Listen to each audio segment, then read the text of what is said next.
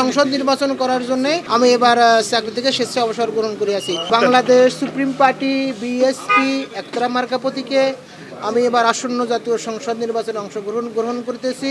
কুষ্টিয়া ৪ খুকসা কুমারখালী নির্বাচনী এলাকা থেকে আপনারা সবাই আমার জন্য আশীর্বাদ করবেন। ৪ মাস হচ্ছে স্বেচ্ছায় চাকরি থেকে পদত্যাগপত্র জমা দিয়েছি। সংসদ নির্বাচন করার জন্য আমি এবার চাকরি থেকে স্বেচ্ছা অবসর গ্রহণ করে আছি। আমি গত বছর সংসদ নির্বাচনে অংশগ্রহণ করেছিলাম। ডিসেম্বর মাসের ৪ তারিখে আমার চাকরির জন্য পদত্যাগপত্র বাদ দিয়েছিল, এমপি নোশনপত্র বাদ দিয়েছিল। ওই জন্য আমি এবার স্বেচ্ছায় চাকরি থেকে অবসর গ্রহণ করিয়া আসিয়াছি।